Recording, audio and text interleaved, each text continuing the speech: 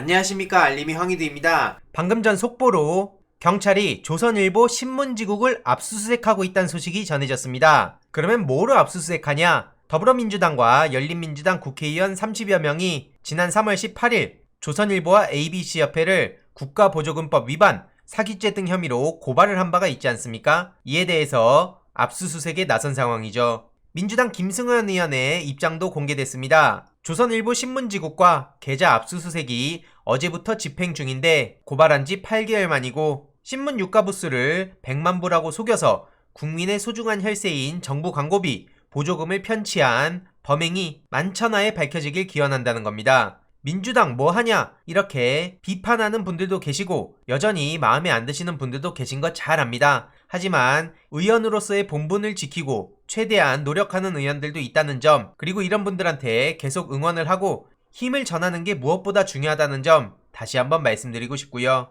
이후로 어떤 소식이 전해지는지 계속해서 전해드릴 예정입니다. 혹여라도 이에 대해서 지난 영상에서 말씀드렸듯이 언론 탄압, 결사 반대한다, 독재 국가다, 표현의 자유를 억압한다, 이런 주장을 하는 사람들이 있다면 저부터도 앞장서서 비판할 예정입니다. 저는 뭐 일개 유튜버라서 취급을 안 하는 겁니까? 오히려 훨씬 더 영향을 크게 끼치는 언론은 틈만 나면 저렇게 언론 탄압 프레임을 가지고 오고 있죠. 분노를 하는 건 좋습니다만 할 거면 제대로 하라 이겁니다. 그리고 지금 전두환 씨가 사망했다는 소식에 온오프라인 할 거 없이 발칵 뒤집힌 상황이죠. 문제는 언론의 보도 행태에 대한 비판도 안 하고 넘어갈 수가 없는데요. 전직 대통령 이미 범죄자 돼가지고 호칭 자체가 전두환 씨로 바뀌지 않았습니까? 그럼에도 불구하고 언론에선 저렇게 전두환 전 대통령이라고 하는데 그래도 사망했다고 한 이데일리는 양반이라고 볼 수 있습니다. 보시다시피 엄청나게 많은 시민들이 분노를 표출하고 있는데 이건 당연한 거고요. 어떻게 저렇게 사과도 안 하고 그냥 갈 수가 있냐? 대통령 직위 박탈당했는데 전두환 씨라고 표기해라. 대다수 국민들한텐 전두환 씨다. 여기에는 보수 진보할 게 없죠. 문제는 전 대통령이랑 호칭을 넘어서 별세라고 표현하는 언론이 있다는 겁니다. 기가 차서 말이 안 나올 지경이죠. 한두 군데도 아닙니다. 손으로 셀 수도 없을 정도의 언론에서 별세 표현을 하고 있는데요. 말 같지도 않은 보도 그만하십시오 좀. 최민희 전 의원은 이런 글을 남겼습니다. 외신이 어떻게 전두환 사망을 보도하는가? 뉴욕타임즈, 한국의 전 군부 독재자가 90살에 죽었다. AFP, 프랑스 AFP 통신이죠. 광주 학살자가 죽었다. 한국 보도랑 너무나 비교되는 대목입니다. 이런 내용을 다루는 게 정상 아닙니까? 역사에 대한 사죄 없이 숨지다. 이런 무책임하고 역사에 큰 해악을 끼친 전두환 같은 사람한텐 전직 대통령이랑 호칭도 별세라는 표현도 도저히 용납할 수 없는 이유가 따로 있는 겁니다. 당연히 국가장은 일고의 가치도 없다. 이런 입장이 나오고 있고요. 송영길 민주당 대표도 전두환 조화, 조문, 국가장 모두 불가하다. 이렇게 선을 그었습니다. 아주 잘한 거고요. 당연한 겁니다 이건.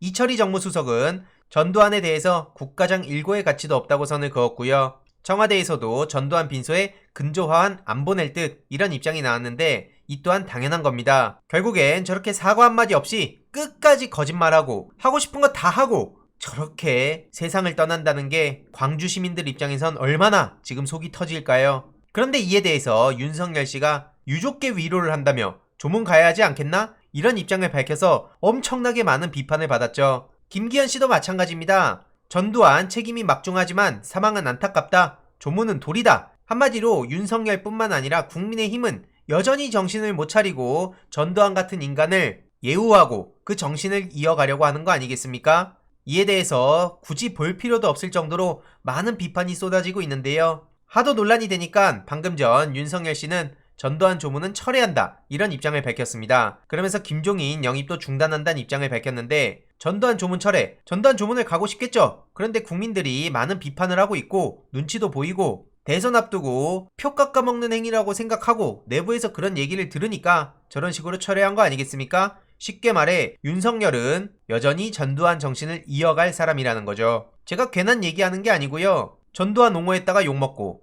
그 이후로 개사가 투척해서 또 욕먹고 그리고 저렇게 사과한다고 목포에 가더니 알고 보니 목포의 집에서 쇼를 벌이지 않았습니까? 성남 민심 달래겠다고 사과하겠다고 간 거 아닙니까? 저기서 저렇게 폭탄주를 말아 마셔요? 제정신입니까? 심지어 거짓말까지 탄로났습니다. 정겁의 기자가 특종 보도를 했는데 목포 횟집 본인 목 안 냈다는 거죠. 지금 이거 공직선거법 위반 논란에 휩싸일 만한 내용 아닙니까? 이게 논란이 계속되니까 윤석열 측에서 뭐라 그랬습니까? 김명민 대변인을 앞세워서 목포의 집 만찬 후에 개인 식사 비용 지불했다. 한마디로 민주당이 거짓말을 하고 있다. 저렇게 주장했습니다. 그런데 뉴스인 전남에서 영수증을 확인해본 결과 김병민 대변인이 거짓말을 했다는 거죠. 그날 2층에선 총 12명이 폭탄주를 마셨고 심지어 이 폭탄주도 안 마셨다고 거짓말했다가 사진 그대로 드러나니까 말 바꾸고 그러지 않았습니까? 아무튼 그 시간 1층에선 윤석열 수행원 3명이 식사 중이었는데 그 수행원들 식사비가 77,000원이었다는 겁니다. 그것을 윤석열 본인 몫을 지불한 거라고 거짓말을 한 거죠. 이게 윤석열 패거리가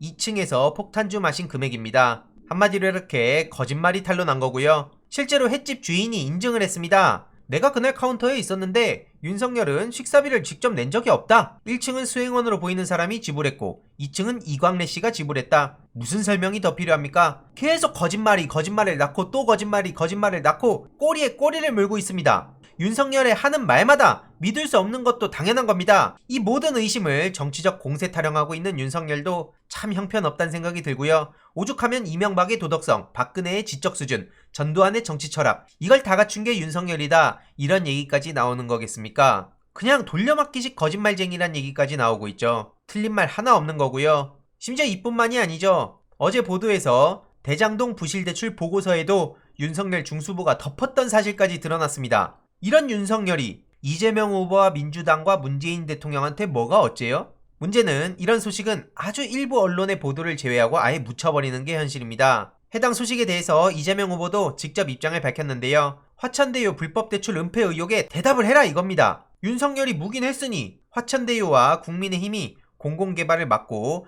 민간개발을 강요해서 개발 비리가 가능한 거 아니냐? 여기에 국민의힘 정치인들도 책임을 회피할 수 없다는 거고요. 결론적으로 윤석열은 쌍특검 같은 물타기로 회피하지 말고 화천대유 비리에 처음부터 끝까지 여기에 대한 특검에 협조하라 이런 입장입니다. 애초에 특검을 피하는 자가 범인이라더니 이재명 후보는 특검에 조건 없이 동의한다 이렇게 당당하게 입장을 밝혔죠. 그런데 지금 특검을 피하는 거 누굽니까?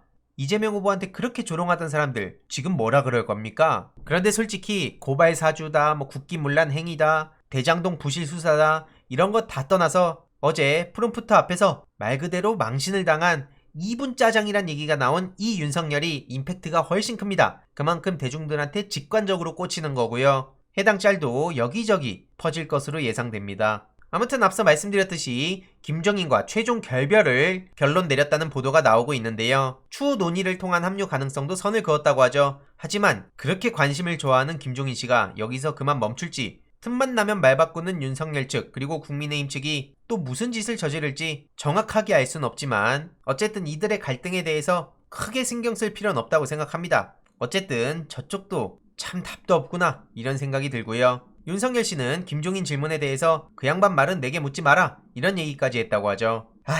이래놓고 무슨 MZ세대를 잡습니까? 2030은 그냥 버리고 가겠다는 거나 마찬가지인데 이 빈틈을 민주당과 이재명 후보가 잘 파고들어서 이재명은 해낼 수 있다 이렇게 열심히 어필하는 게 무엇보다 중요하다고 봅니다. 최근 초등학교 오후 3시 하교 7시까지 돌봄교실 운영하겠다는 이재명 후보의 공약에 대해서 굉장히 많은 호응이 이어지고 있는데요. 이러한 이재명 후보의 강점도 계속해서 전해드리도록 하겠습니다. 이번 내용도 유익했다면 구독, 좋아요, 알림 설정, 멤버십 가입 정말 큰 힘이 된다는 점 말씀드리고 싶습니다. 이번 내용도 주위에 널리 공유 부탁드립니다.